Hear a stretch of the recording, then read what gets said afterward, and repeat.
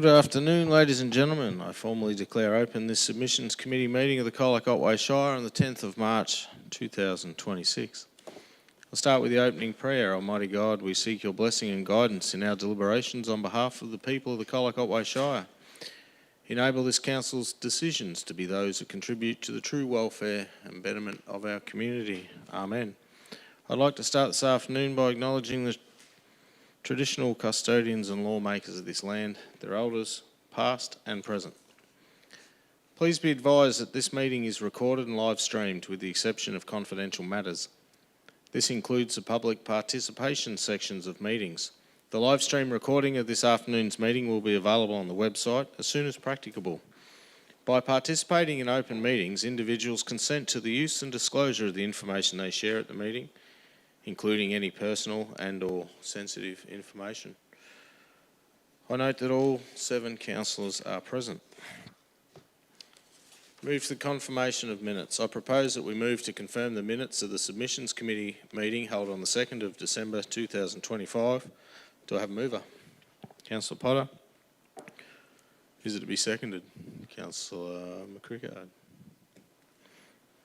We have a motion before us. Councillors will now put it to a vote. All those in favour, Councillor Potter, Councillor Buchanan, Councillor Dewey, Councillor McCrickard, Councillor Hudgell, Councillor Howard, Councillor Schramm. It's carried 7-0. Thank you. Are there any declarations of interest? Andrew. Through you, Mayor, I have a conflict of interest in relation to item 5.1, the notice of intention to dispose of 80A Hart Street, Colac, as my residence is in proximity to that block. Thank you. Are there any other conflicts of interest? Councillor Buchanan. Thanks, Mayor. I've got a conflict with the walking perimeter around Lake Colac, because I'm a resident for the lake. Thank you. Thank you, Councillor. Are there any other conflicts? No. We'll move on to the verbal submissions from submitters. Council appreciates the community submissions on today's agenda items and values the effort put in both written and in-person contributions. Council review all submissions thoroughly and find them very useful. Today people can restate or highlight parts of their submission.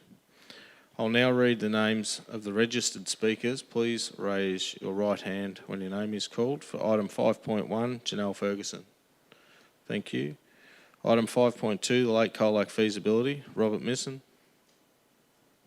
Ray Colenso. Tim Chandler. Andrew Beale. Adam Fry. No. Item 5.3, the budget 2026-27 community submissions. Shane Ratcliffe. Thank you. Justine McCarthy. Thank you. Susan Pike for Paul Wilson. Thank you. Kate Borch. Dan McQuinn.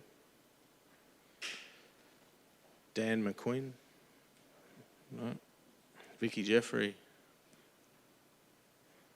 Margaret White. Anne Conrick. Anthony Feely. Peter Bunworth. Thank you. Murray Dowdy. Elizabeth Ryan. Keith Canfield. Keith Canfield. Josiah Van Niekerk. No.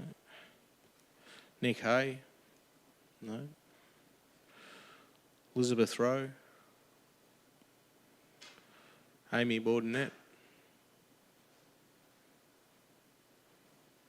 Susan Tate. And Rob Costin's online. Please note that this committee meeting will hear submissions today, but no decisions will be made at this meeting. A decision on these matters will be made at a later meeting. We'll now move on to item 5.1 to hear from the submissions. Note you have 5 minutes and I'll give you a warning with 1 minute to go. So if we could hear from Janelle Ferguson. Thank you. It's for 80A Hart Street, notice of intent to dispose of.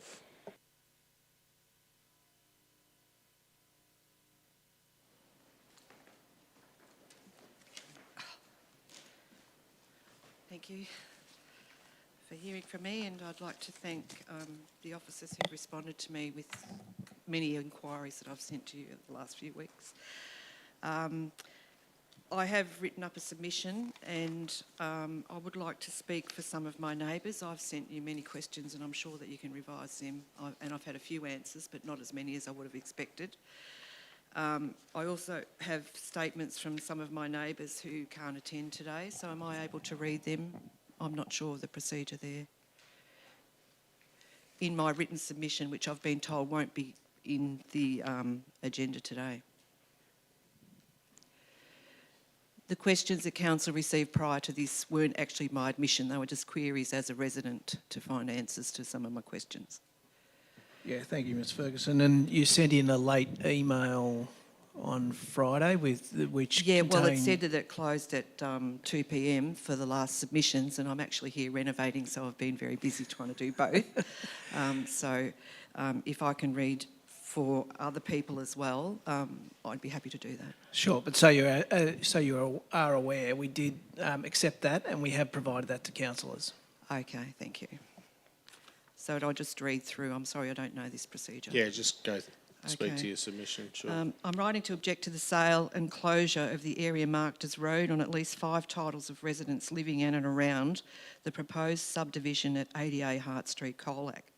All titles have written rights of access and residents have not been responded to, and questions from individuals answered in a timely manner from Colac Otway Shire.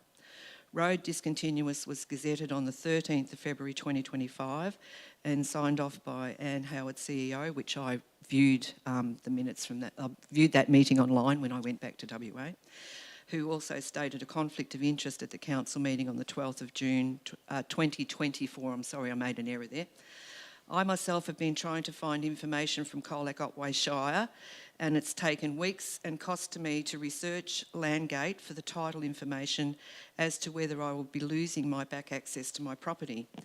Notice of these changes were not delivered to residents to enable appropriate discussion with these decisions.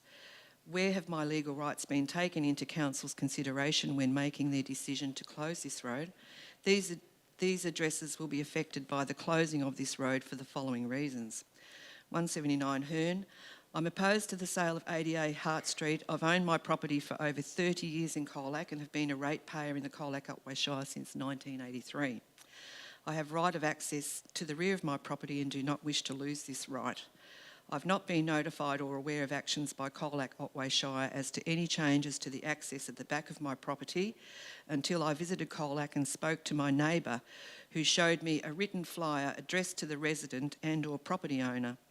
As my property was tenanted at the time, I did not receive this notification, even though my rate notice is mailed to me yearly at my address in Western Australia. Council also have my email address, as I have both a Big Pond and a Gmail address. I also have a home number with a recorded message and a mobile phone number. I was posted a copy of this flyer by Andrew Tenney, thank you Andrew, following a phone conversation I had with him on my return to WA. In the meantime, I had returned to Colac and this letter was shown to me by my partner on phone on the 26th of February 2026. My question is that Mr Tenney stated a conflict of interest re this matter on the recorded council meeting on June the 12th, 2024, that I have since viewed in mid-February 2026. If Mr Tenney declared a conflict of interest at that meeting, what is this conflict, which I've already had confirmed, thank you, from before, and why was I requested to discuss this matter with him by phone? I'm aware that he is CEO at the Colac Otway Shire. I'm not questioning Mr Tenney's actions, I'm just questioning the procedure. I approached the Colac Otway Shire officers for information and was told I would be contacted by the appropriate person to speak to me about this issue on a Friday. I was contacted by Emily Thornburg and given the phone number the following week and told that... Just got 1 minute. Sorry? Just 1 minute left. Oh, sorry. Yeah, you're right. Okay, so can I read for my other people in the area? They've given me statements and given me permission to read for them. Yeah, Okay. are they submitters? Yes. Well, I've submitted all this together with their permission because some of them are not computer operated, literate to operate computer. Yep. Okay. So I'll do Neil first because he's here. 39 Campbell Street, owner Neil Gass. Why are you doing this? Worried about access at the rear of my house. I have my wood delivered at the rear of my house and need room for the truck to access my backyard. There's no room for trailers or a truck. There's not enough room in the lane to access my property and then I can't drive around the back.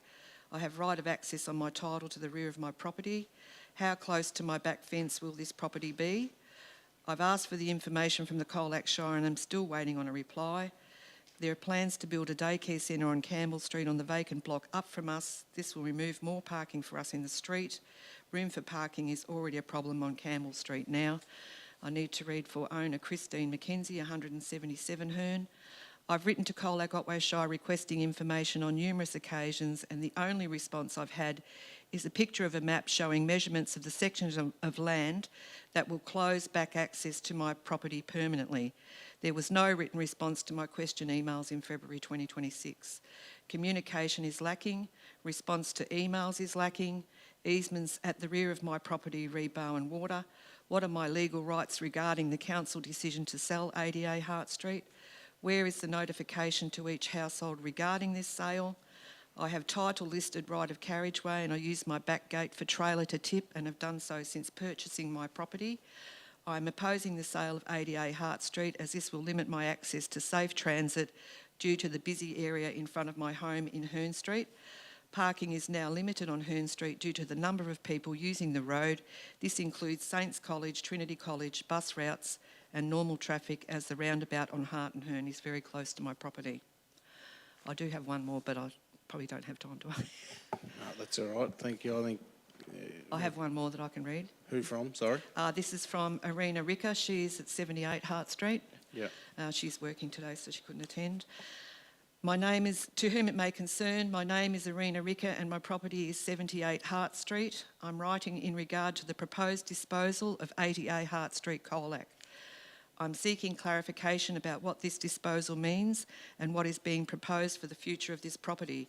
I was also surprised that my initial correspondence from the Colac Otway Shire was received after the advertisement had already appeared in the Colac Herald newspaper and would appreciate an explanation as to why notification was provided after public notice. I wish to formally express my concern regarding the impact this may have on access to my property and surrounding properties. Maintaining rear access through the rear lane roadway is extremely important and any changes that may restrict or remove this access would be of significant concern to me and other nearby residents.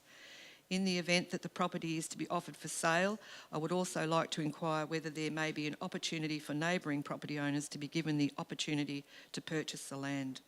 I would appreciate receiving further information regarding the proposal and any future steps regarding this process.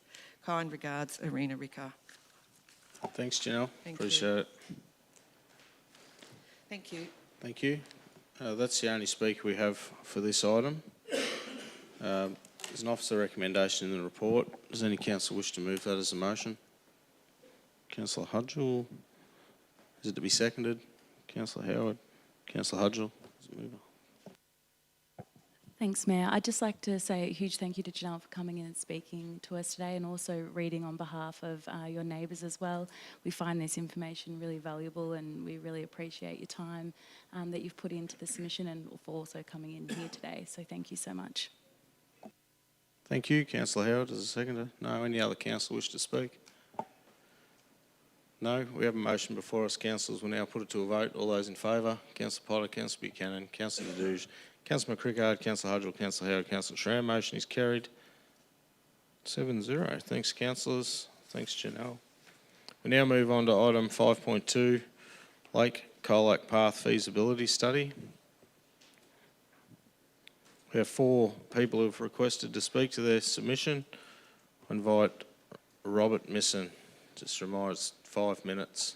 I'll give you a 1-minute warning. Yep. Thank you, Mr Mayor, councillors. I have a one-page submission. I hope you, trust you've all read it, because I won't hold it against you if you haven't read 112 pages in this submission. I think it's... I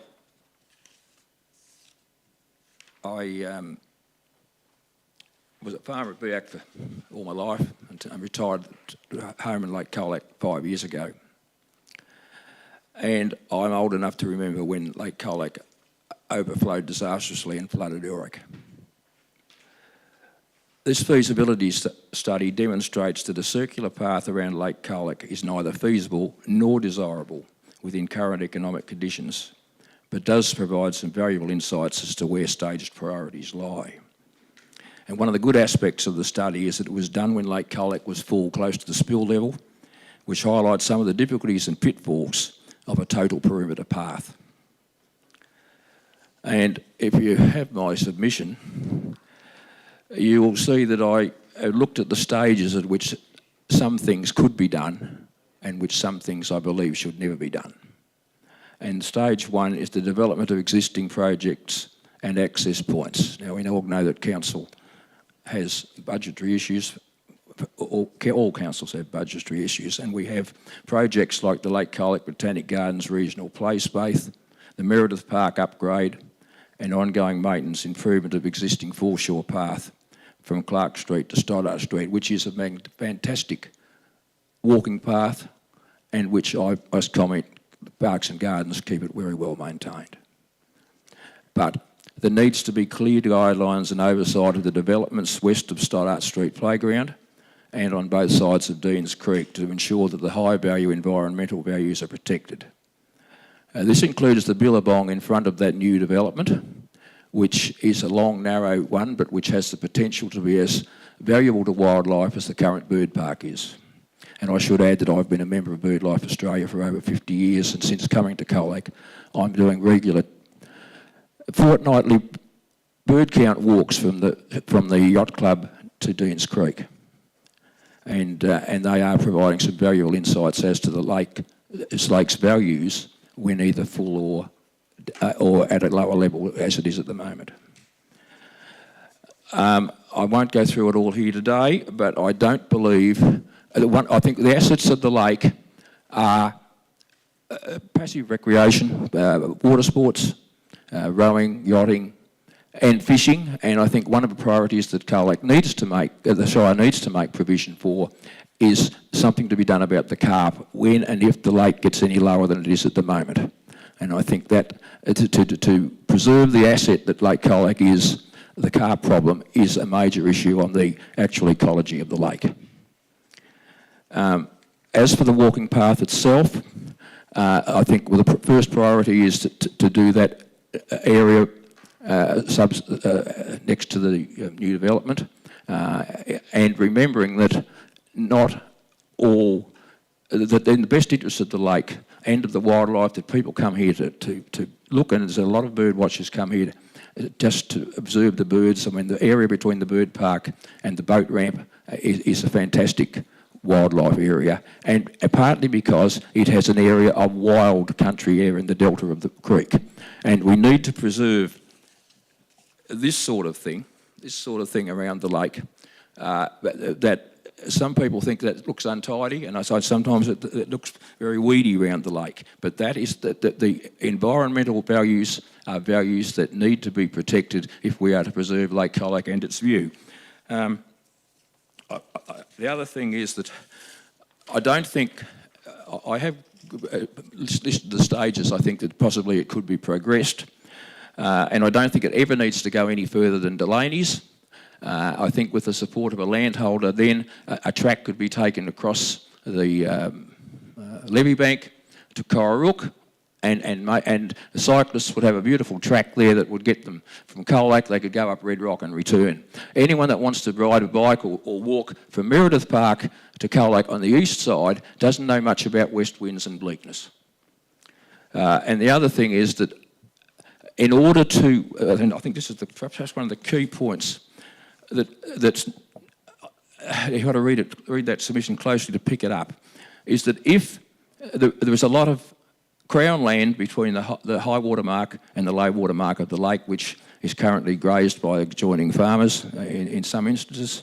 In other instances, it might be fenced off. The Conservation Department have said that if a walking path went around the lake, they would expect the council to take over that area. Now, I think the council need to think very carefully about that. You've got time, Rob. And the other point I would make is that as a former councillor many years ago, council need to have greater oversight on the parameters they give to consultants that do these studies. I read in this report there are no less than 11 literature reviews of studies done for this council and commissioned by this council, many of which repeat things that are in former studies. And I'm sure these people they build their value up by adding more pages. And I do honestly think that council need to give a little bit of oversight to the parameters that they give when they organise these studies. Thanks, Robert. Thank you. Now invite Ray Colenso. Thank you.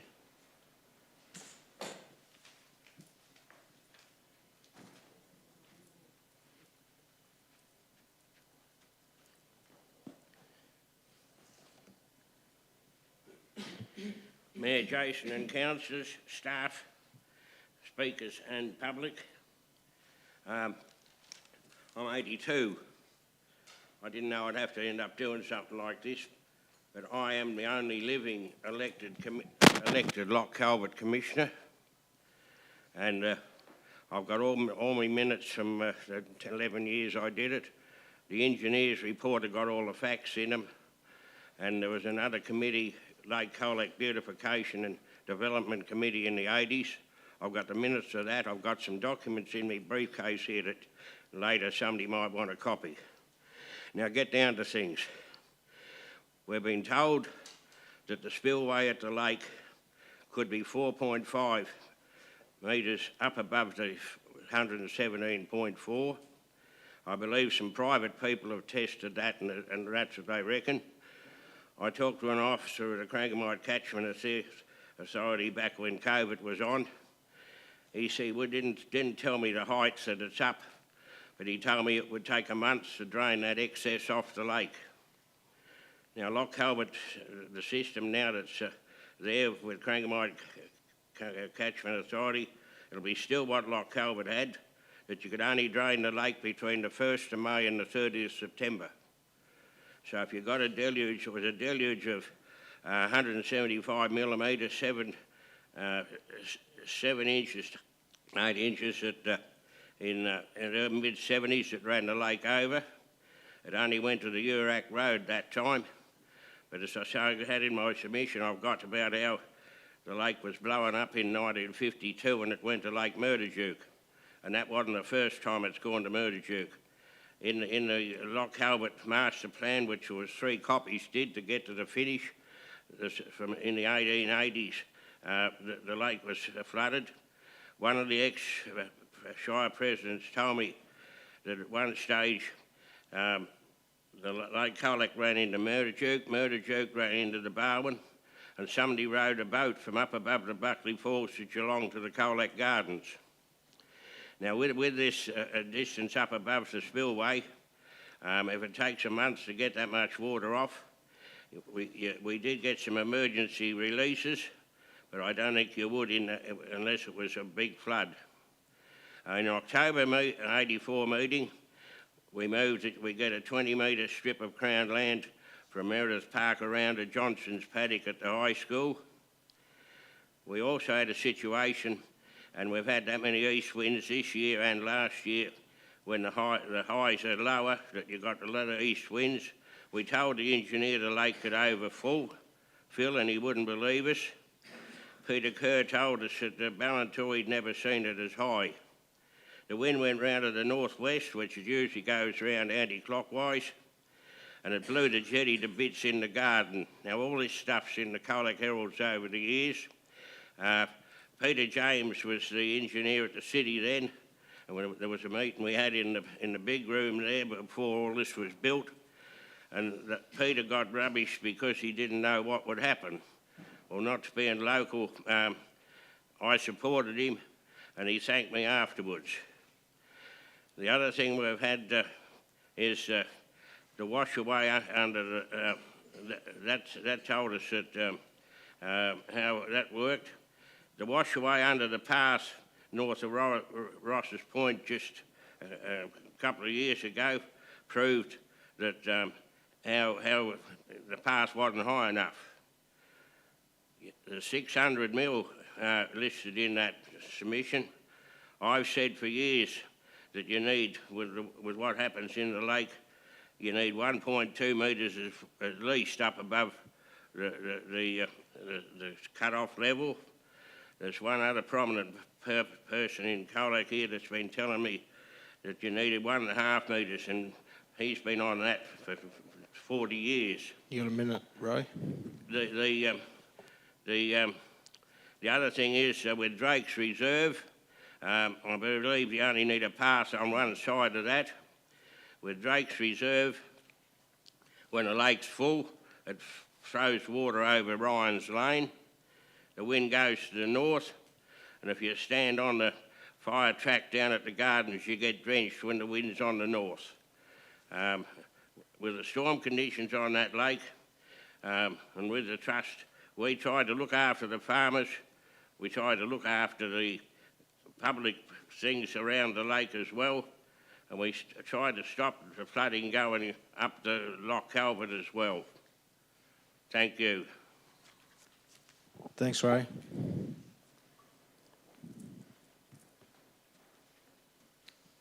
Invite Tim Chandler up, please. Thank you.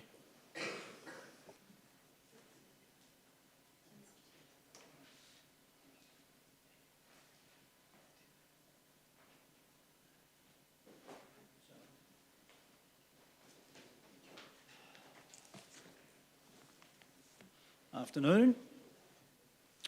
I'm Tim Chandler. I live at 120 Delaney's Road, Ballantor, which is identified as property number 33 in the feasibility study. Clearly, there's been a lot of work done up until now and a lot of money spent. But I think it's time we draw a line somewhere.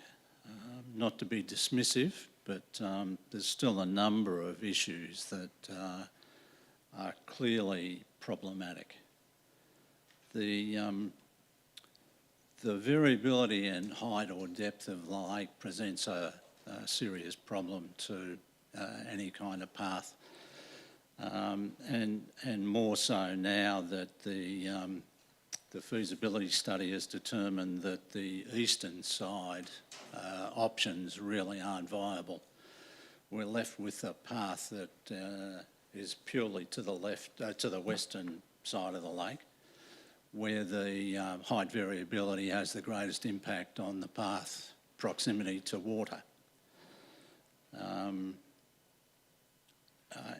To complicate that, one of the objectives of the study is to have the path as far landside as possible to allow for the native fauna to inhabit their natural habitats, but also to allow access of walkers, riders, users of the path to gain close access to the water at various points. So it's hard to see how those things are compatible. Either the path will be quite a long way from water level, as evidenced on the western side right at the moment, and at other times it'll be in very close proximity. So there are risks that the path will be underwater at some stage and quite distant from water at other stages. I also have a bit of a question about the 2.5 metre width of the path. It seems to me 2.5 metres is barely compatible with mixed usage of cycling, walking, people pushing prams, whatever the case may be. So I'm aware that the CFA requirement, for example, is a 3.5 metre width of access. So if anybody is to get stranded or require rescuing anywhere along the path at 2.5 metres, I'm not sure how they'd make it. And that brings us to the question of the feasibility of the proposed boardwalk in the region south of Rossmoyne Park. The primary proposal is that there's a boardwalk of approximately 1 kilometre in that stretch. And it leaves you wondering how emergency responders would access the area, particularly given the increased risk of a boardwalk for trip hazards, and the area is quite prone to snake habitation as well. So there's not unknown risk of snake bites from that region as well. The alternative to the boardwalk Just got 1 minute. is the use of Delaney's Road itself as a path, but the risks there are that there's no defined way, no defined method of getting from the lakeside to the Delaney's Road corner other than through private property. And it's highly unlikely that either of the two property owners at the moment would grant that access, so that makes it difficult to get to Delaney's Road. Delaney's Road itself is a rural vehicle thoroughfare, heavy agricultural equipment, traffic, dusty, windy, dirty. That's not exactly conducive to ideal walking conditions. Just in closing, I'd like to invite any councillors, before the decision is finally made on the path proposal, I'd like to invite any councillors or council staff that want to witness the situation firsthand. We'd be happy to show them around. Thanks, Tim. Thanks. Thank you. Now invite Andrew Beale. Thank you. Thank you, Mayor. My name's Andrew Beale. I'm a Colac resident, have been for quite a while. I have a great interest in Colac, and this is why I put in a submission to the Lake Path proposal. My submission encourages the Lake Path to come out to the west and go to at least as far as Rossmoyne Park. From Rossmoyne Park, I own property all the way across to Ryan's Lane. This property was part of the Colac Dairy Company, then Bonlac Foods, and then Fonterra land, where they had their wastewater treatment plant. Down there they had 3 large lagoons, and the large lagoons were perimetered by a large levee bank. The levee bank ran along the edge of part of the Colac Lake from Rossmoyne Park to Drake's Lagoon, and then it followed the Drake's Lagoon, it'd be the west side of Drake's Lagoon, around to Ryan's Lane. The levee bank is roughly the height of this roof here. It'd be 15 feet high. It's well above the watermark. That area where it goes around the edge of Drake's Lagoon, about 35 years ago I was commissioned by, I think it was Bonlac Foods at that time, to plant out about 60 acres of trees, and we did that, all native trees, and that has encouraged a lot of fauna into that area. All sorts of native habitat animals live in there. It's a lovely place to visit. I'm willing to grant access along that levee bank, which is part of my property, down into that treed area, which is also part of my property, to access Ryan's Lane. From Ryan's Lane, that end of Ryan's Lane would require a path up along Ryan's Lane to meet up with the Colac Coroorook walking path. That's a well-used walking path and accessed by all the township of Coroorook and Colac. And also we've got a lot of bike riders out our way, so they often use the path as well. So then once you get into Coroorook from Colac, you would head straight through Coroorook to Sheehan's Road, and it's a gravel road. Rowan's Lane. That's a gravel road that would take you to Sheehan's Road. So it's just a little gravel road that might get 2 cars go up at a day. That is on the perimeter of one of my properties. You get down to Sheehan's Road, you turn right for a short distance along Sheehan's Road, and you come to Delaney's Road. You go down Delaney's Road, I don't know, about a kilometre, if that, and you've come across a little grass track called Sonnet Lane. Sonnet Lane heads back towards Colac and it meets up with Boylan's Lane. Boylan's Lane then accesses the lake. By turning left down Boylan's Lane, you go straight back down into the lake where you'd meet up with the path that brought you out in the first place. So essentially you'd come out from Colac at the end of the Stoddard Street walk, you'd continue around across Rifle Butts and head around west and meet up with all the way around to Rossmine Park, do a bit of a loop, come back on yourself and go back into Colac. It's approximately 22 kilometres. Economic development would be terrific for Coroorook.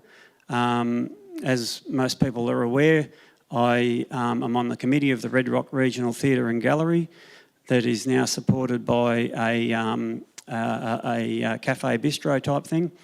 It's become very popular. The whole thing is community run. It's a not-for-profit registered charity.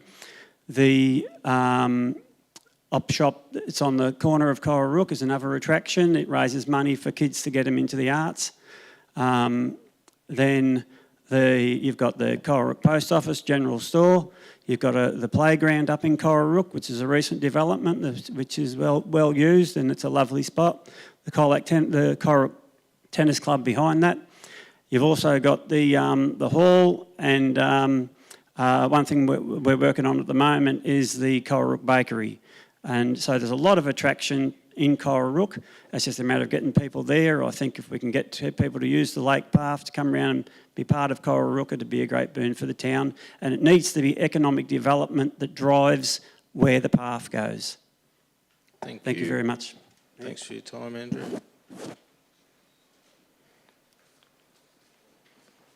Thank you to all the submitters to the Lake Colac Path Feasibility Study. There's an officer recommendation in the report. Does any council wish to move that as a motion? Councillor McCrickard, is it to be seconded? Councillor Hudgell, thank you. Councillor McCrickard as a mover, thanks. Thank you, Mayor. I'd just like to thank the speakers who spoke on behalf of the walking track. I think it really shows the wealth of knowledge that members of our community have, and it's great that you come along and share that wisdom with us.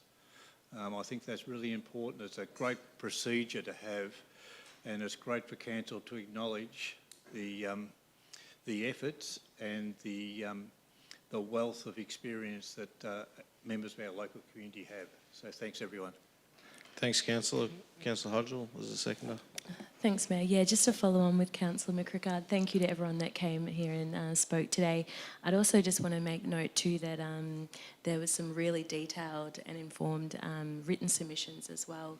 as well. They were quite long, and a lot of time and effort went into those. So a huge thank you to, again, everyone that's here today and made a written submission. Thanks, councillor. Any other councillor wish to speak? No? We have a motion before us, councillors. We'll now put it to a vote. All those in favour? Councillor Potter, Councillor Dew, Councillor McCriggar, Councillor Hudgell, Councillor Howard, Councillor Schramm. Motion is carried 6-0. Thank you.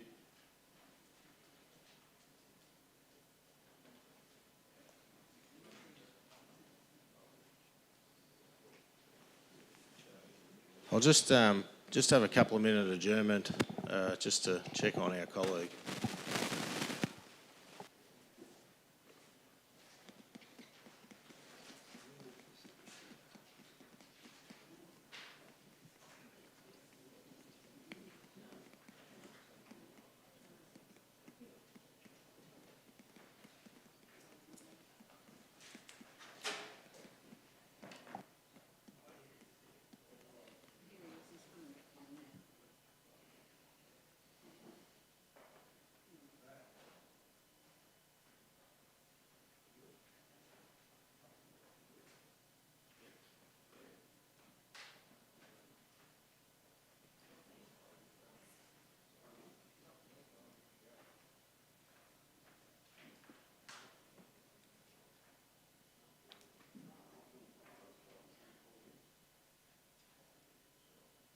He was out there.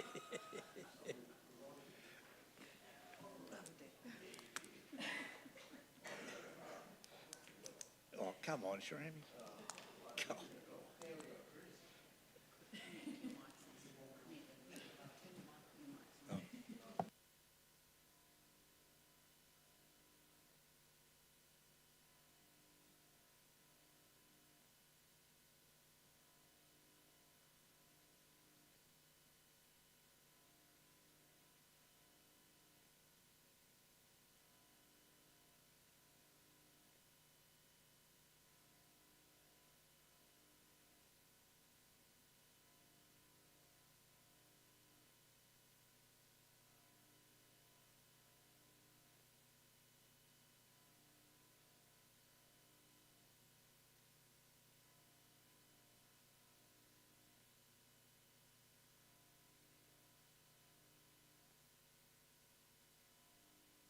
All right, thank you.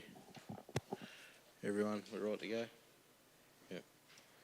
We'll now move on to item 5.3, the budget 26-27 community submissions.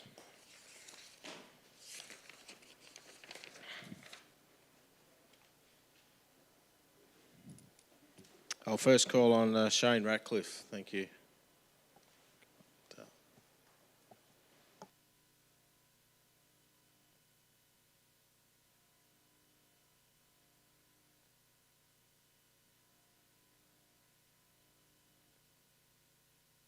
First of all, I've got to apologise. Anyone that knows me know I'm not Shane Ratcliffe. That's my son. He apologises he couldn't make it due to private reasons, and he just asked me to read out this submission for him, which goes with all our section of the street due to unsealed road, Cant Road, public health risk. I want to make clear in the outset, this is not a complaint or an inconvenience. This is not a preliminary traffic matter. This is a public health issue involving foreseeable and preventable harm. Number one, the cause issue. Residents along the stretch, unsealed road, have been repeatedly exposed to heavy plumes of dust generated by vehicles, traffic in the Shire. Since the site meeting on the 1st of October 25, Colac has experienced 4 days, October 5 millimetres, 3 days, November 5 millimetres, 2 days, December 5 millimetres, 0 days, 5 millimetres, and 1 day in February 5 millimetres. And that's not a real lot of rain. So to keep the dust down, We do have the occasional grader with a truck of water. They try to do a good job, but it's an endless thing. Because homes are located on the east and west side of the Cants Road, residents have been impacted. Because homes are located on both the east and west sides of the road, every resident has been impacted. Significant dust has entered verandas, garages, outdoor areas. It has entered homes through windows and doors and gaps. It is affected on all residents, all ages, and more concerningly, those who have already developed respiratory issues. This issue has been presented for a significant amount of time. This is ongoing, this is predictable and preventable. Number two, council own data. Council described the road carrying light traffic. Only 10 households exist on the section of Cants Road that we're fighting for. However, the data shows 157 vehicles a day. There's only, and that's, well, I wouldn't recall that light myself, but anyway. Also, we've got school buses twice a day, commercial vehicles, trucks and SUVs. The equates to 15 dust-generated vehicles movements and households per day.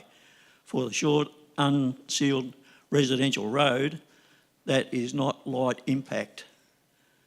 The traffic counter placed late 2022 positioned 100 metres from Pound Road, that was heading south of Pound Road, centrally within the residential stretch.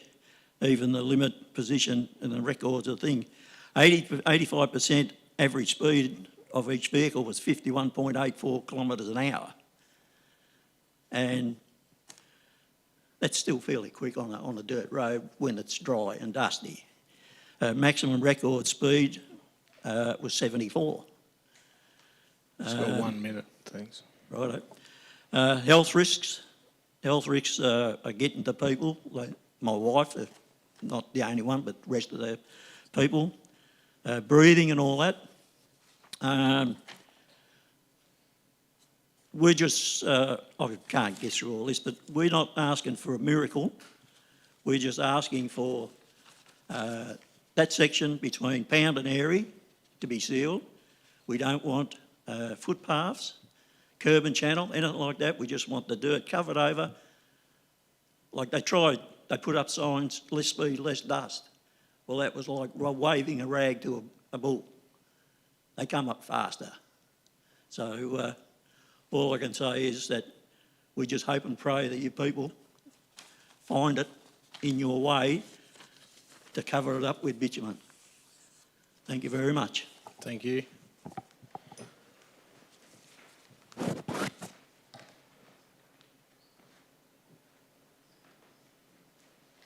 Are you there, Rob, online?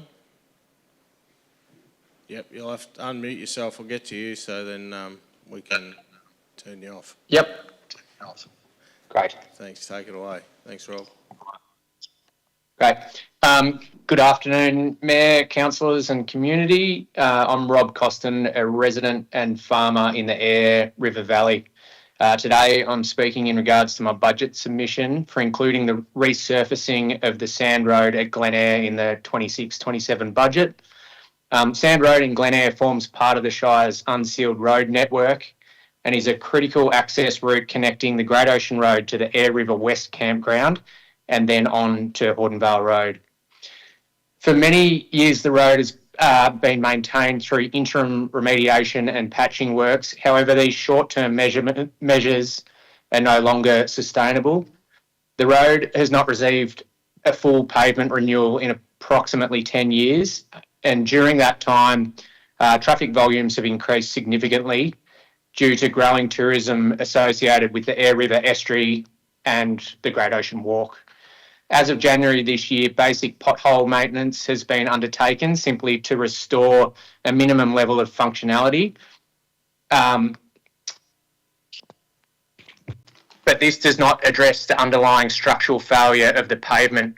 Several sections of the Sand Road have already experienced severe depletion of road sheeting, leaving the asset highly vulnerable to further deterioration. For this reason, a full pavement renewal is now required. It is proposed that the work extend from the Great Ocean Road through to the entrance of the Air River West campground, and this be included in the 26-27 budget. This investment would restore the road to a standard consistent with the Council's road management plan and ensure its long-term serviceability. It's also worth noting that in the past, works for the Sand Road have at times been supported through the federal government's Roads to Recovery program. And we understand that there may be funding available in this pot that could contribute to the works proposed. It is also important to note that this request reflects strong community support. On the 13th of October 2025, a petition signed by 163 residents and stakeholders was submitted to Council, calling for the resheeting of the Sand Road to be prioritised in the budget. Beyond the condition of the asset itself, there is also serious public safety consideration.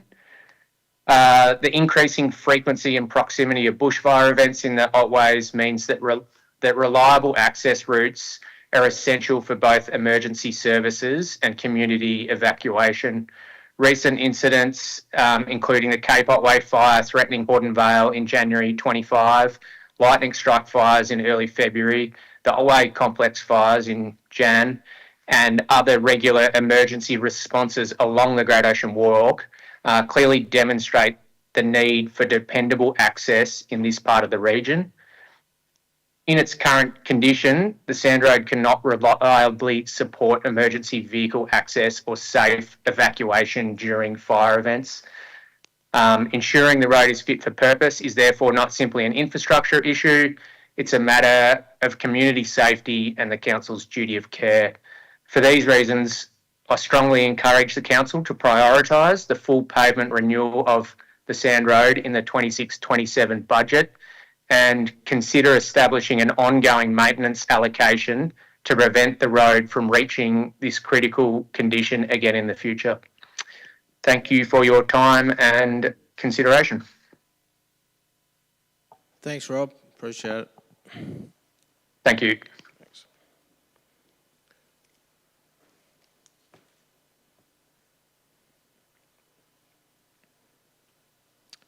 Thank you. I'll now call on Justine McCarthy. Thank you.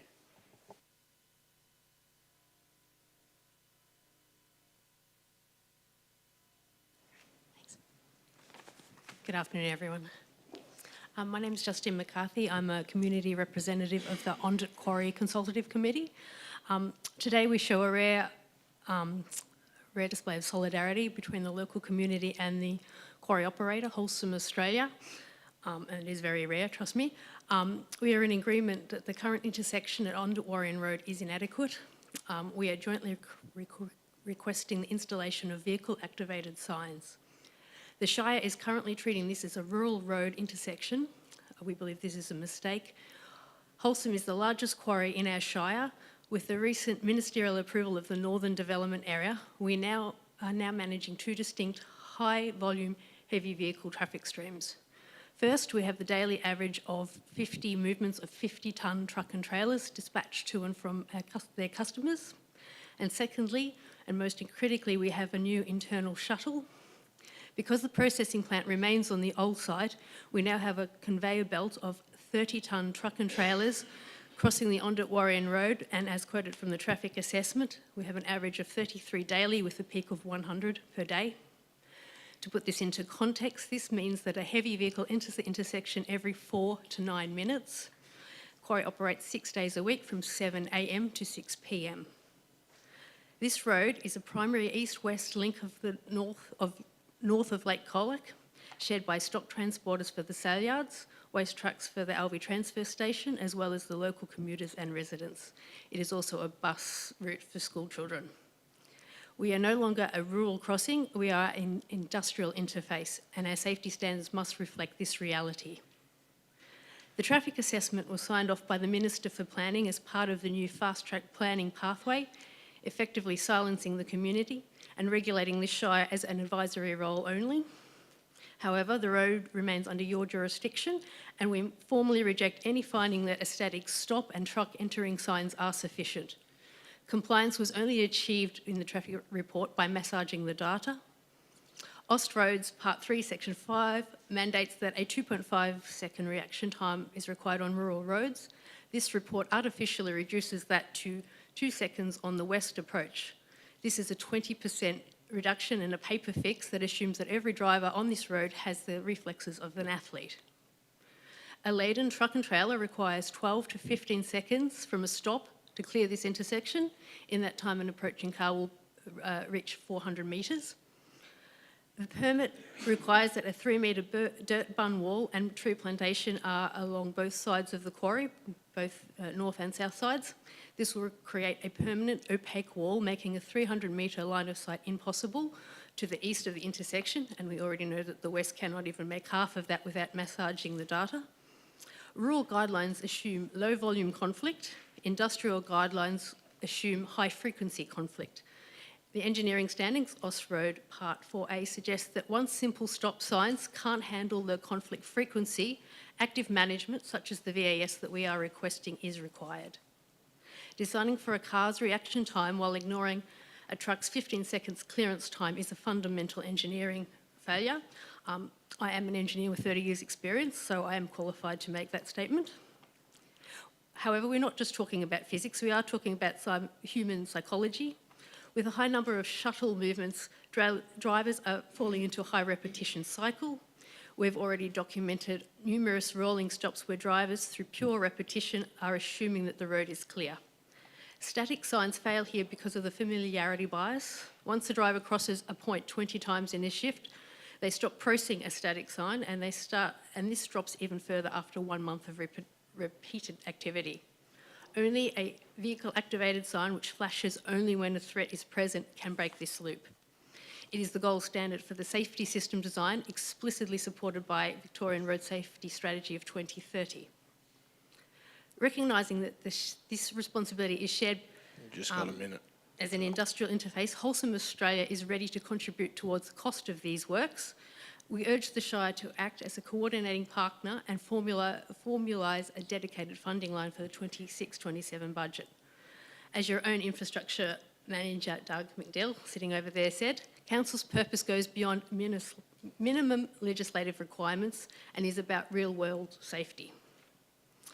We will be lodging a joint formal letter to the CEO of the Shire, which puts the Council on notice.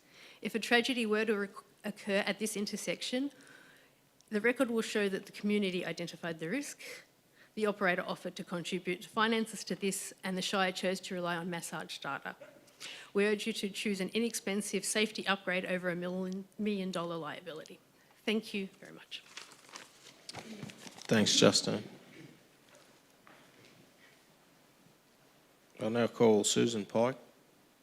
Thank you for Paul Wilson.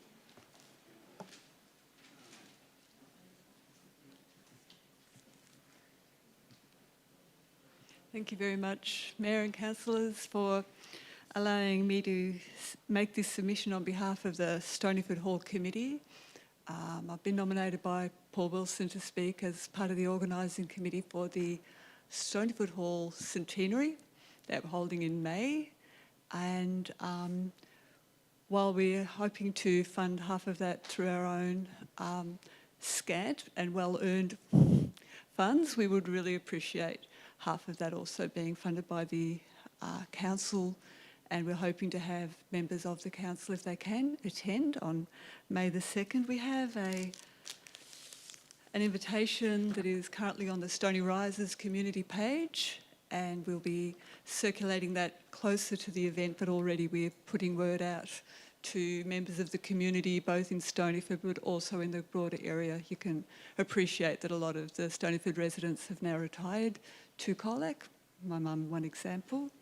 So we are going to be putting out these flyers in Colac, but also Cobden and Camperdown, which is also part of the extended Stonyford community, I guess, retirement community.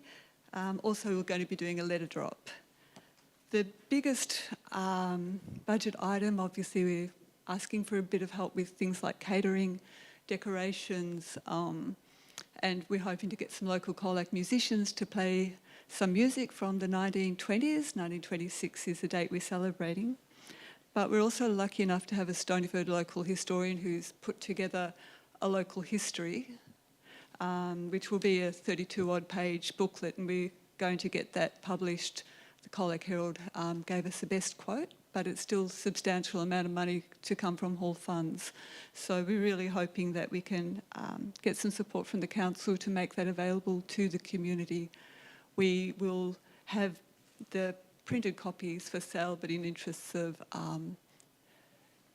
ensuring that everybody that would like to have this record of 100 years of really hard work by the Stonyford community to keep the hall open, and it has had some tough times, and you may or may not know that the council was very important in saving the hall, so I'm very grateful to be sitting here talking to you all. But we'll also be providing this electronically, hopefully, so if people are not able to pay that small amount for the history, they can at least have it to be able to read it. So that's the plan. It's a very short submission. If you have any questions, I'd be really happy to answer them. That's my first submission. I'm not quite sure what's involved, but yeah, I guess we'd just really love to have your support if we could. No worries. Thank you for your submission. Okay. So, thanks.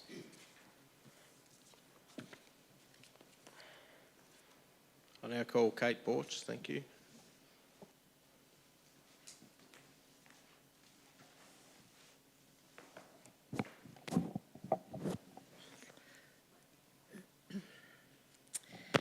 Mayor and councillors, thank you for the opportunity to speak today. I'm here on behalf of the Western Eagles and the Irrawulipi community to ask Colac Council to allocate funding in its budget for urgent repairs to the toilet facilities at the Irrawulipi Recreation Reserve. These facilities aren't hidden away as a private club amenity. They're listed as public toilet facilities on road maps. That means visitors and locals reasonably expect something safe, accessible and sanitary. However, the infrastructure has not been maintained or updated to an acceptable standard for many years. The result is a facility that no longer meets community expectations, basic hygiene requirements or accessibility needs. On the 17th of February, Eagles were asked to host a group of AFL Victoria representatives at the ground to review our facilities post the firefighting efforts. Their reaction was one of genuine shock. The toilets were in such poor condition that they were described as horrifying, as there were bugs present in every single male and female cubicle, into the basins, everywhere. During the summer firefighting efforts, the toilets were relied on by people working in demanding and essential conditions. The maintenance and cleanliness was so unacceptable that portable toilets had to be brought in and relocated to the area for patrons to use. During our football and netball season, we welcome families from across the district, but we also have grandparents and community members who use walking aids, of which I could name a few, and they simply cannot access the toilets safely. In some cases, they have opted to leave the grounds and the football game early. This is not just inconvenient, it's undignified, and it sends a message that the older people and people with mobility issues are an afterthought. To my knowledge, there has been no meaningful upgrade to these facilities during my tenure with the Western Eagles, and this year we celebrate 30 years. Year after year, we do what we can locally, but we cannot solve an ageing, unfit for purpose asset with minor fixes. Visitors regularly comment that the toilets look and feel like something from decades ago, closer to the 80s, rather than a facility council would be proud to have representing our town today. That affects the reputation of the reserve, the club and the community, and it undermines our ability to host matches and attract participation. What we're asking for is straightforward. Allocate funding to resolve this properly. Council could pursue a full upgrade of the existing amenities, but if that cannot be delivered quickly, there is a practical alternative that can be implemented sooner. We've spoken with similar clubs in similar positions, and they have put in place lockable, self-contained shipping block toilet units that can be hooked up to septic systems. These modular facilities can provide a far better sanitary outcome. They can be secured when the reserve is not in use and can include compliant access for people with mobility issues. Councillors, this is about public health, accessibility and community pride. We're not asking for luxury, we're asking for a basic standard that protects users, respects our older residents and supports the sports and events that bring people together at Irrawulipi. Upon my visit with the AFL representatives, which was like, I was given maybe 48 hours notice that they were going to come, they were so horrified they took photos of the toilets in the condition that they were in. So I do have them here today if you want to see those. But we also went and did our own research and speaking with other clubs in different leagues that are in similar positions to ours and the shipping container structures that they've put together. And I have also included those if you wish to have a look. Thank you. Thank you. Thanks, Kate. I'll now call Vicky Jeffrey. Thank you.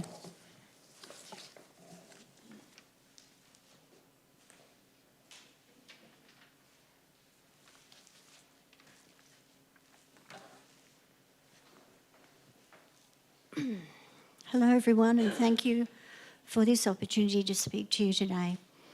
My name is Vicky Jeffrey and I am the current president of the Birregurra Community Group Inc. For many years now, I have made an annual submission for footpaths in Birregurra, particularly the length of Strawn Street up to Bowden Street, but now wish to speak to you directly. Birregurra is growing and now caters to residents of all ages. Country life with a local school, preschool, medical centre and a dynamic range of local traders has had a great appeal. The recent Birregurra Strategy Plan 2025 has been endorsed and this plan shows the growth from the 2013 report. I continue to promote to those on our committee and residents in general that the Birregurra Community Group is the thread back to our council and for the most part it works very well. A larger variety of people, including young and older families, live and work from Birregurra, and there is also an ageing population of retired people who also call Birregurra home. Years ago when the Birregurra Park was upgraded, we had to fight hard to have the footpath to be installed from Main Street up to Skene Street and then the schools so that our children could walk and ride their bikes in safety. That footpath was only 1 kilometre. Now more than ever, we need to extend the footpath the length of Strawn Street, ideally then along Bowden and then Beale Street, to join up with an existing footpath at the front of the Birregurra Primary School, as it is explained in the strategy plan. The Road Night footpath was constructed about 7 years ago from state government grant after much community campaigning and a further supported from a council election. But it shouldn't need to take a council election to get a footpath. I understand that the budget amount in the Colac Otway Shire's annual budget for footpaths is very small and mainly used for maintenance. But other footpaths have been completed from state government grants, which is what we would like to see our council search for us. We see people now who use mobility scooters, push prams, walk dogs, ride bikes, and generally exercising, weaving all over Strawn Street, just so that they have a firm base to do so, and that is throughout the year as well in the winter months. It is a great concern to the Birregurra Community Group and its residents that someone will be hurt with this increase of activity and population. So I ask you, councillors, executive and officers, that you give this repeated request your consideration in this year's budget report. Thank you. Thank you, Vicky.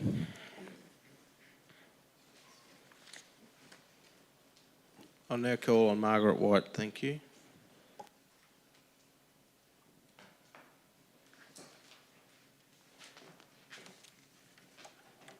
Thank you. And I'd also like to say thanks for the opportunity to be here today. It's really important that our community gets these opportunities, and I also want to acknowledge the challenge in front of you guys, trying to meet the demands and understand all the priorities for our community. I mean, the submissions today are amazing, and it's such a challenge to try and meet all the needs. But my hat today is as Secretary of the Friends of the Colac Botanic Gardens, and I really want to put forward a strong argument to invest in the gardens. But first I want to say a bit about the Friends. I don't know whether people understand who and what the Friends are, but the Friends have been around for about 36 years now. They were a joint initiative by council back in the day, of the councillors at the time, and very passionate and interested community members. They have been an advocacy group and wanted to raise the profile and the historic significance of the gardens.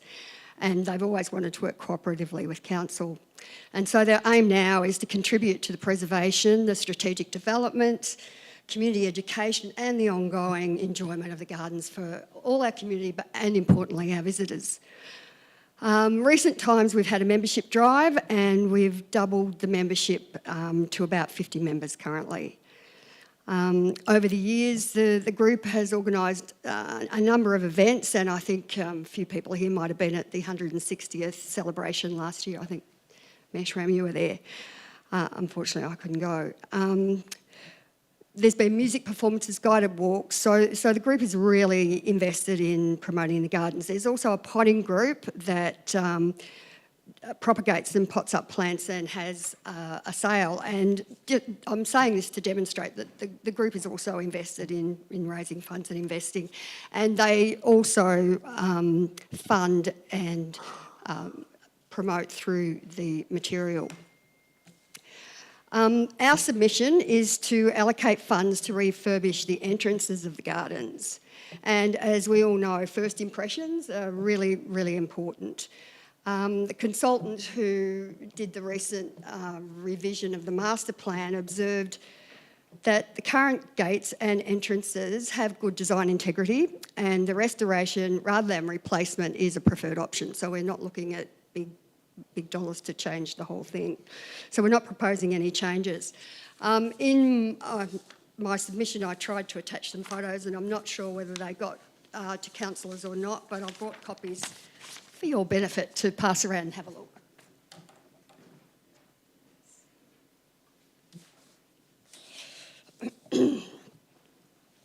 The photos clearly demonstrate over the time that the entrances have been let go and they've degraded, and with some decent maintenance work they can be restored. So I urge council to support our submission and recognising the benefits of the gardens, and I guess I feel I'm here to also spruik the importance and benefit of the gardens to our community, and therefore how important that investment back into the gardens is.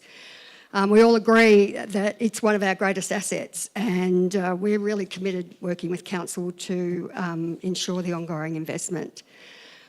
I understand there's an economic development plan happening or a strategy, and I really want councillors to think about the gardens through that lens as well, and how important the gardens are to our economic development in this town. If we want to make Colac a destination, the gardens are going to be central to that. And we've talked a lot about not being the through, we've talked about Colac being the destination. The gardens are central to that. Other benefits include the health and wellbeing and mental health aspects of the gardens, and I can't stress that enough. There's so much evidence around that, it speaks for itself. In the submission we've talked about notice boards, and I know they're a bit old school, but some notice boards at the entrances of the gardens would capture people's imagination, give them immediate information about what's going on. So I really hope we can do that as well. And most importantly, the benefit and what we need to get out of the gardens is civic pride. We need to demonstrate our civic pride, and degraded and poorly maintained entrances really reflect badly on our civic pride. You can see in the photos, and hope they're going to get passed around, that these have been let go for too long, that they really should have been part of an ongoing maintenance program. But however, we're here now, and we really hope that you can find money in the budget to improve. Clearly, I could go on about the gardens for a long time. I've got a minute left. No, I gave you a minute before. Oh, did you? Sorry. Can I just have Yeah, one little plug? And it refers to the investment of the master plan, which Council invested in a couple of years ago. In that, there's a very strong recommendation for a conservation management plan, and I can't stress strongly enough how important that is to progressing and improving our gardens. We can't continue with projects until that's done, big projects, and we've got the playground project on the table at the moment.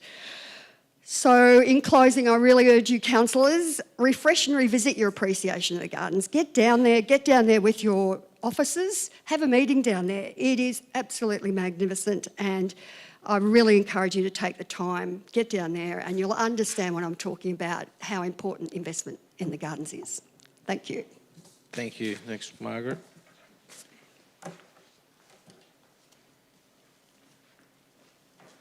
I'll now call on Anne Conrick. Thank you.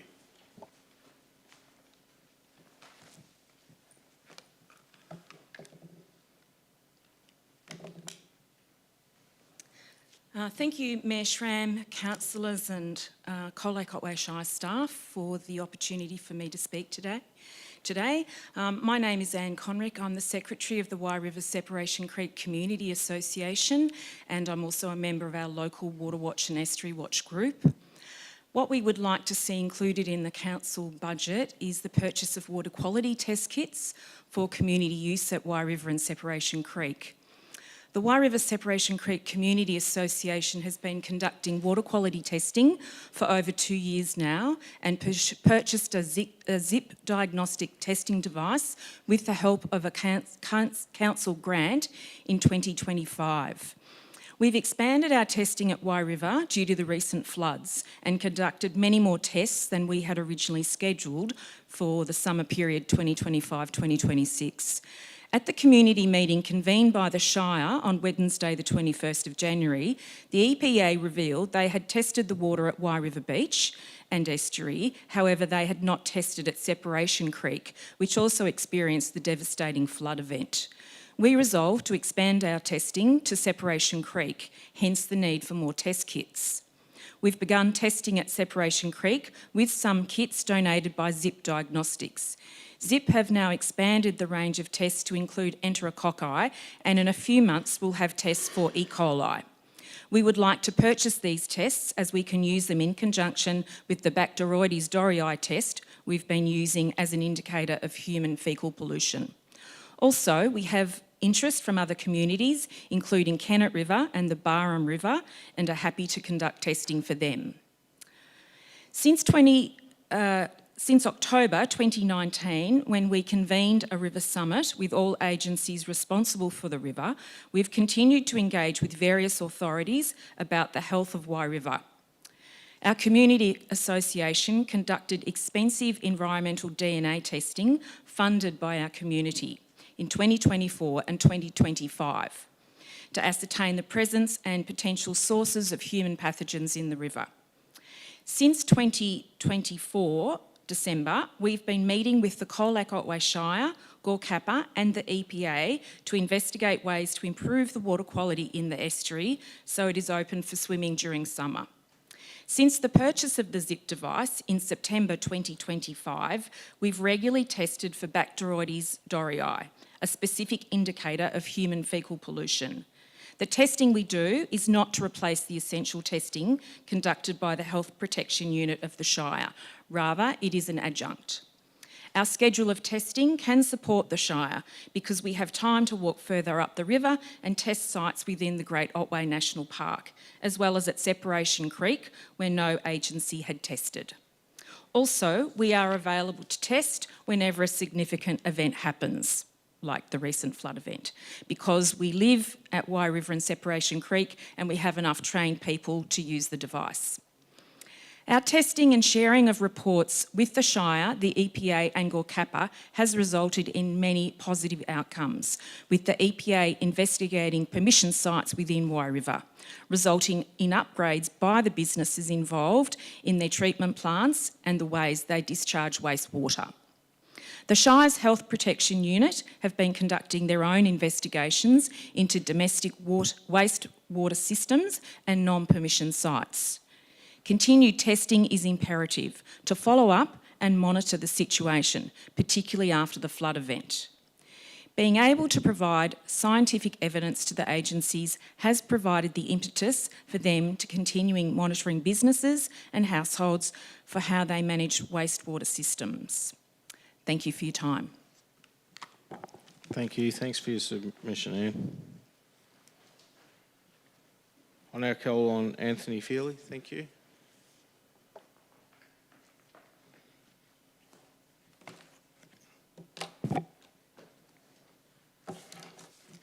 Councillors, ladies and gentlemen, Tony, Anthony, thanks for allowing me to speak. I live on Brongrook Road. I speak on behalf of most residents of Brongrook Road and residents of adjoining, on properties adjoining Brongrook Road. So we're talking somewhere between 80, 90 properties, including businesses. And simplistically, I'm seeking to, which is in follow-up to, I guess, a work in progress, seeking a commitment and I guess to have council commit and a budget for a road safety audit for Brongrook Road, and furthermore to commit to and budget for funding for the recommendations and improvements from that audit. To put that into perspective, about 2 years ago, myself, my wife and 2 grandchildren nearly had a head-on with a car coming the opposite way, coming out of a dangerous S-bend, which is part of Brongrook Road. We came within a second of having a head-on and 5 fatalities, which is what triggered, I guess, this process going back 2 years. After a year, Rachel Pradham, you would know him, Doug, and I think you're familiar with some of my emails, came out and had a drive with me and understood the issues there. What came of that was an awareness, which I didn't have prior to that, is that 8 years ago, locals of Brongrook Road put a petition in for a number of changes, in particular the Bushbys Road intersection. An audit was done as a follow-up from that, and a number of recommendations came out of that. They were deemed as high and medium. Some of the high recommendations, which effectively mean that there's a chance of a fatality or a serious accident in a 10-year period, some of those high recommendations, which had minimal costs, have still not been done 7 years later. Council approved all of those to go ahead and they haven't happened. Council also approved that they would pursue budget over the forthcoming years to enact several of those recommendations and review costings and so on. None of those have happened in 7 years. So 5 years on, 2 years ago now, we've had some progress. In particular, which I and all residents I know are very grateful, is that the road speed limit was reduced from 100 kilometres an hour to 80. That was a massive thing that everybody wanted 8 years ago. However, there were 3 major issues that remain essentially unattended to: the Bushbys Road intersection and 2 very dangerous S-bends, one very close to the Colac Otway Road intersection where Brongrook Road starts, and another one over Boundary Creek, and they both incorporate a creek crossing, very sharp curves and crests. Bushbys Road intersection has poor visibility from both directions. It's a very bad angle. It has signage that was recommended 7 years ago has still not been put in place. Line markings are terrible, and the vast majority of locals are adamant that there should be a stop sign there, and have all felt that for well over a decade. Some of these residents have lived there 20, 30 years. As a reference, Vic Roads in their wisdom spent tens of thousands of dollars at the intersection of Brongrook Road and Colac Otway Road, putting in designated lanes for cars turning out of Brongrook Road into that road and turning from Colac Otway Road into Brongrook Road. So they've spent tens of thousands of dollars making it safe for traffic to come in and out of Brongrook Road. Once they get onto Brongrook Road, they've got a road that is in such poor condition and still very dangerous. The same traffic that they've decided tens of thousands should be spent on go up Barongarook Road. The bulk of them go down Bushby's Road intersection. Just got 1 minute. Okay. And that's basically had nothing done to it. And I believe that an audit done soon and committed to, and it possibly is in the system already, because I've been told that by Rachel that a safety audit will be commissioned, but I need to speak to that to have it budgeted for if it hasn't been already in this forthcoming budget, and the results, if you like, the recommendations followed up. So I guess I'm talking simplistically about road condition, adequate signage and lines, and some of these go back 8 years where they should have been done, particularly the signage, which is not a cost. To make the road safer, traffic has increased significantly since that audit. Anecdotally, a lot more trucks, a lot more tourists, and just general thoroughfare of traffic on roads that have basically been left and forgotten in many ways. Little patch-ups that are almost a joke. There are sections it's been patched up to a section, and then there's less than 2 metres wide of road where it stops, and every vehicle, especially wider vehicles like trucks and buses, have to go into the gravel, and that's outside number 5. And I've sent photos. That's Said it's a time, good. thanks, Okay, Tony. there's a good history there in the emails to Rachel, so I guess the detailed bulk of it's there. So I don't know if I need to follow up with an email or to you, Doug, to sort of put that into perspective. So thanks for listening. Hopefully, Thanks, Tony. This can be looked at in the forthcoming budget. Appreciate the submission. Thank you. I now call on Peter Bunworth. Thank you.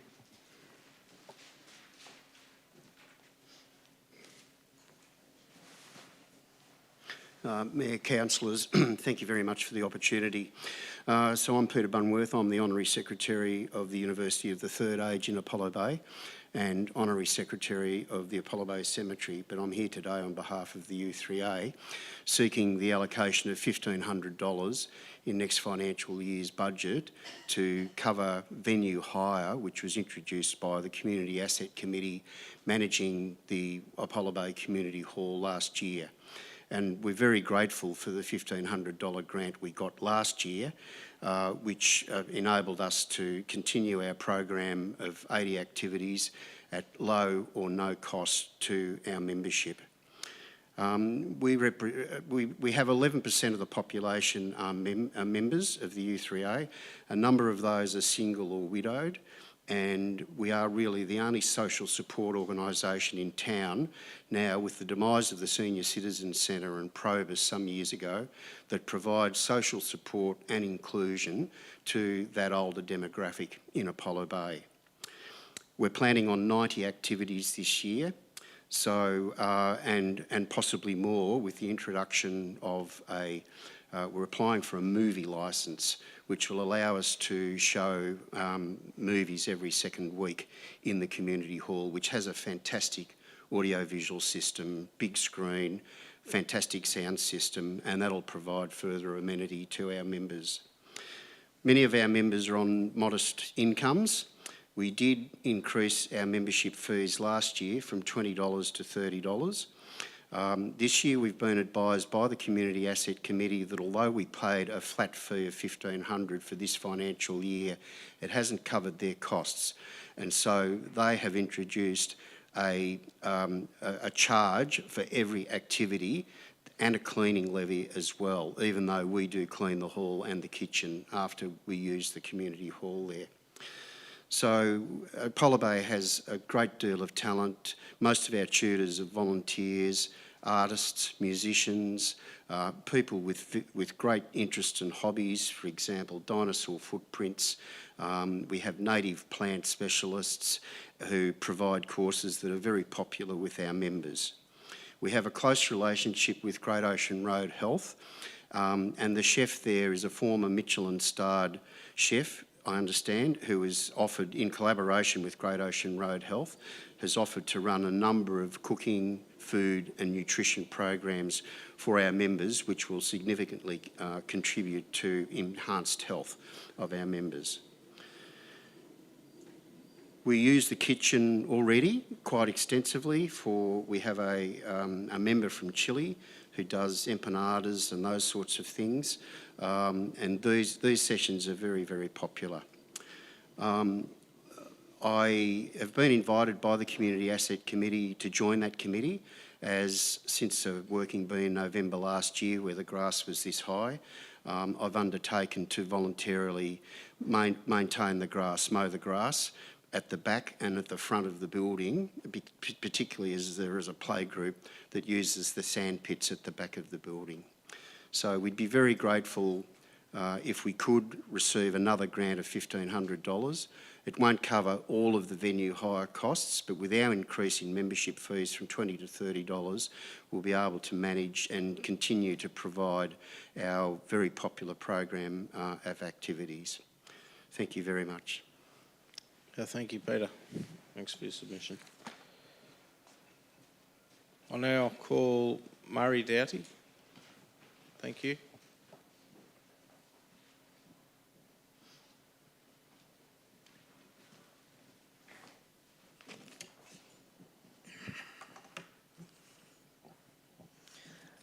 Mayor Schramm, councillors, staff and community, good afternoon. My name is Murray Doughty and I represent the Wye River and Separation Creek Community Association.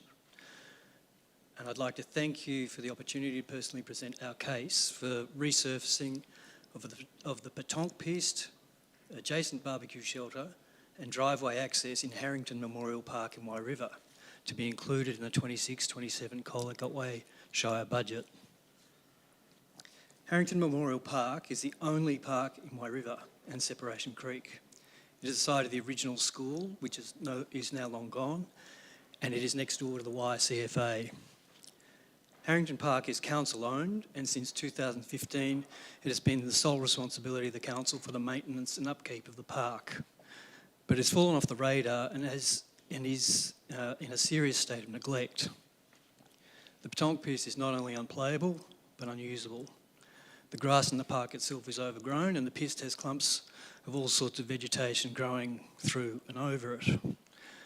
We propose to our community to resurface the Petonk Piste with a multi-purpose surface to be suitable for recreational sports, pickleball, foursquare, spike ball, for community activities, CFA fetes, memorial services, both of which it has been used for in a previous life, Christmas carols, yoga classes, community barbecues.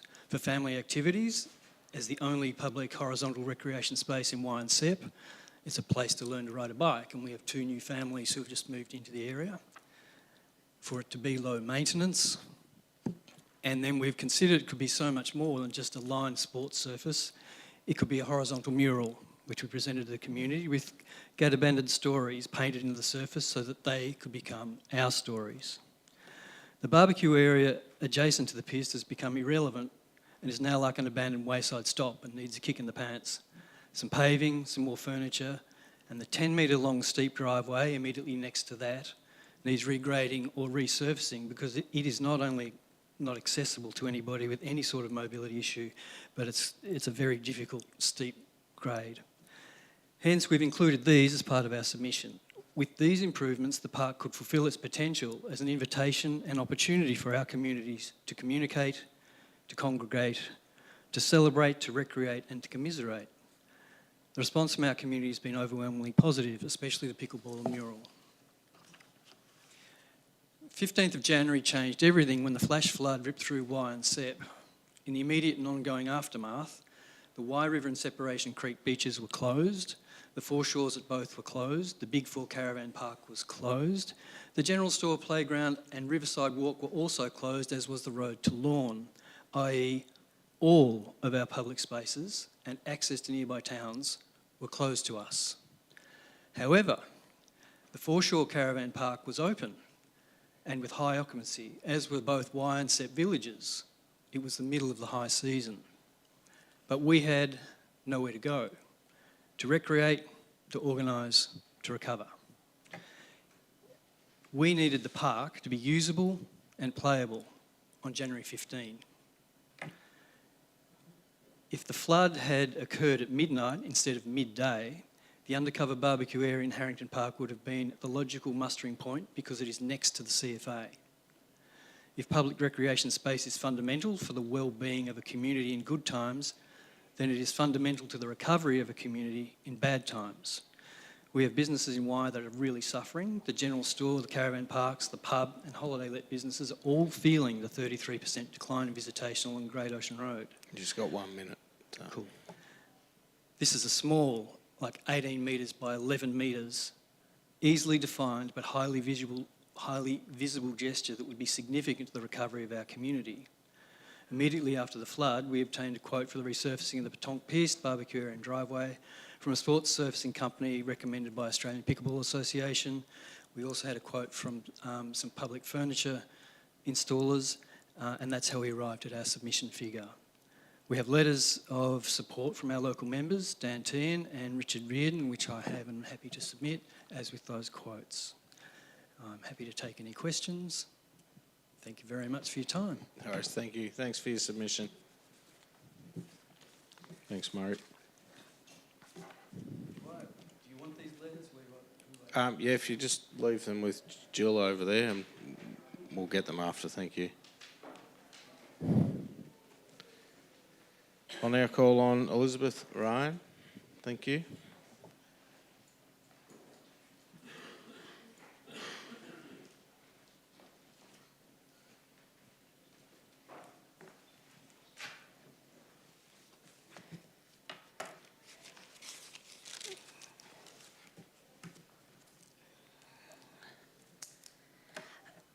I'd like to thank the Council and councillors for the opportunity to speak to my submissions.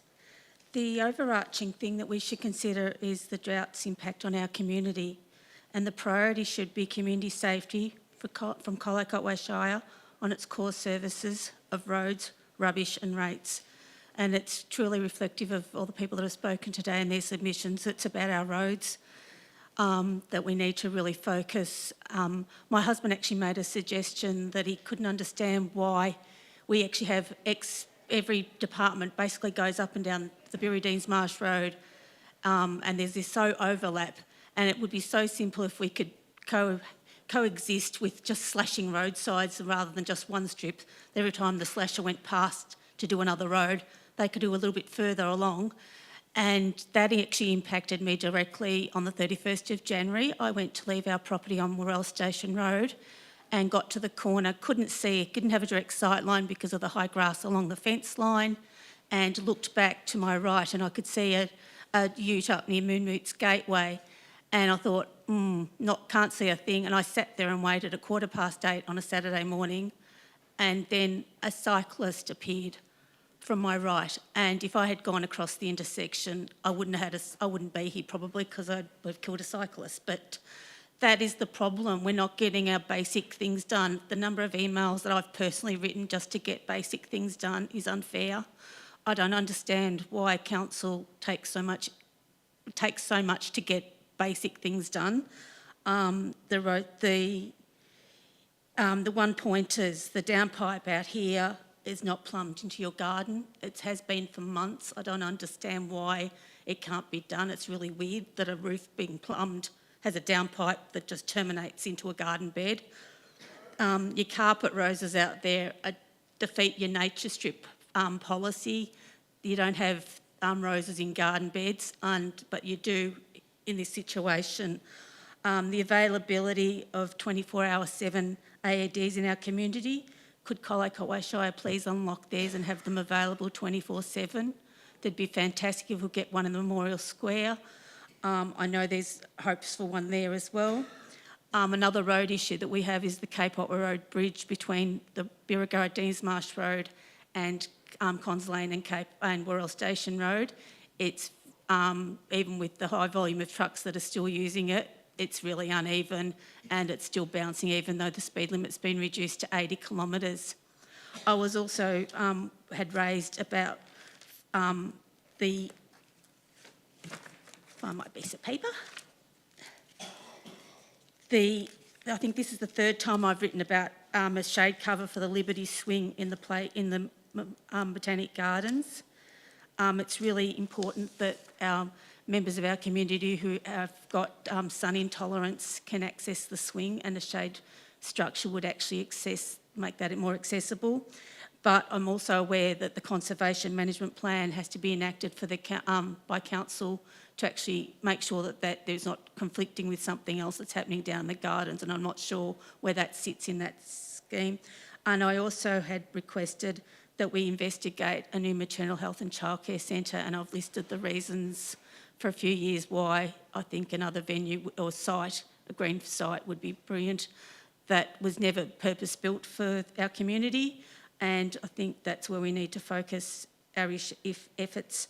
And also, we've also had issues with toilets throughout the district, particularly in our Colac West area. It's really embarrassing to see grown men running around Murray Street and Scott Street looking for toilets, thinking, oh, Red Rooster's open, and no, they're not open, mate.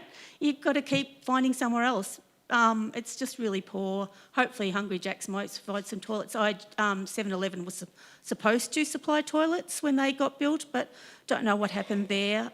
Just a real concern that we need to keep proactive on the fact of toilets. And I had mentioned, and I have raised it before, about signage in the, thank you, signage in the Shire with road signage, and that was taken on notice at one previous council meeting, and I haven't heard back how that would be handled. That's just the big brown signs that we need. Forrest has got one, Winchelsea's got them, but we don't have them leading to get people to encourage them to stop in Birregurra and other areas, including Colac. Thank you. Thanks, Elizabeth. I'll just make sure no one snuck in. Keith Canfield, Josiah Van Niekerk, Nick Hay, Amy Bordenette, Susan Tate, Dan McQueen. He has snuck in. Invite you up, Dan. Thank you.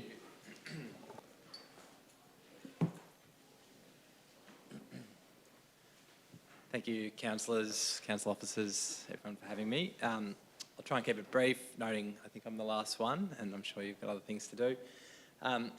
I've made a submission to the council budget just in relation to the Colac 2050 framework plan and what I perceive to be a need for it to be refreshed. The plan has been in place for, it's coming up to 8 years now. It was a plan to guide housing and other land use in the Colac area. And it relied on a number of assumptions that have now, well, there's been some learnings since it was approved, and there have been some changes to a number of things since it's been approved. One of those being that the Deans Creek PSP area, which was intended to provide thousands of lots for Colac's future population growth, is now no longer progressing as a precinct structure plan. There's been changes to the way that flood mapping occurs, and through no fault of councils, that area is now no longer viable for certainly the number of dwellings that was proposed, and it's no longer progressing as a precinct structure plan. So there's thousands of dwellings in council's population forecast that will now no longer be delivered, certainly in the short term. And there are other sort of, I guess, learnings from the past 8 years that are relevant to council's consideration. It's not uncommon across municipalities to do a refresh every 5 to 10 years for a housing strategy or a land use strategy. We're approaching 8 for Council 2050, and here we have quite a substantial, really the main growth front for residential housing in Colac was the Deans Creek PSP, which is now no longer progressing.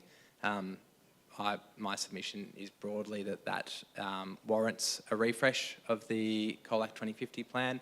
That doesn't need to be a wholesale review, in my humble opinion.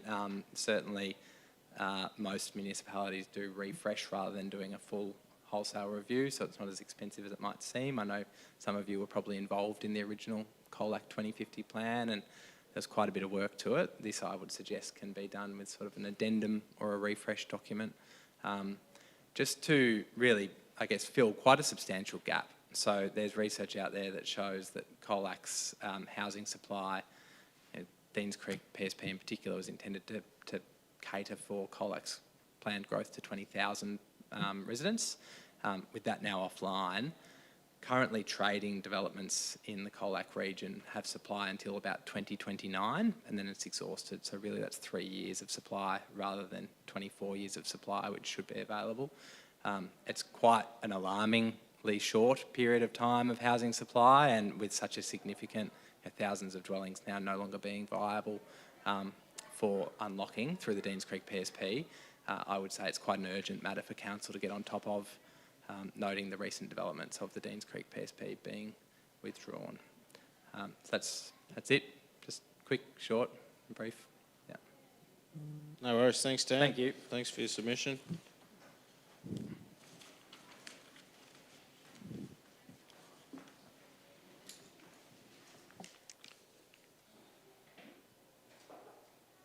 Thanks to all our submitters. That concludes all of our people wishing to speak today. There's an officer recommendation in the report. Does any councillor wish to move that as a motion? Councillor Howard. Is it to be seconded? Councillor Du. Councillor Howard as a mover. Thank you.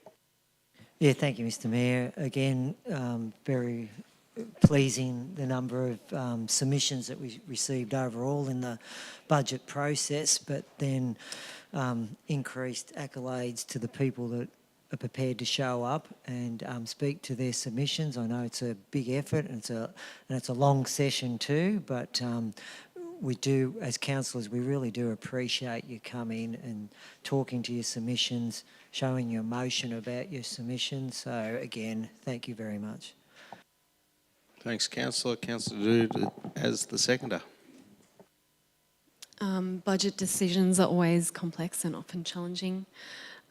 So I really appreciate all the people who took the time to submit in writing or come in person, as it really helps to deepen our understanding on all of the perspectives, and everyone else who came in for the other submissions. Thank you. Thank you. Any other councillor wish to speak? No. I'd just like to thank all the submitters too, both written and verbal. We do take our time, and rest assured to everyone, we do get them in full, and we appreciate those that take their time today to add to them. It certainly is a tough decision, but it sort of helps us understand where you're coming from. I know the community understands we have a limited budget, and we can't fit everything in, but we certainly take all the budget submissions seriously, and again, thank you to everyone that took the time. We really do appreciate it, and it's probably one of our bigger submissions of people who've come and spoken to, so yeah, really appreciate that. Thank you. Right reply? No. We have a motion before us, councillors. We'll now put it to a vote. All those in favour? Councillor Potter, Councillor Buchanan, Councillor Duge, Councillor McCricker, Councillor Hudgell, Councillor Howard, Councillor Schramm. Motion is carried 7-0. Thank you, councillors. That concludes our submissions committee meeting. Again, thank you to everyone that attended. I declare this meeting closed.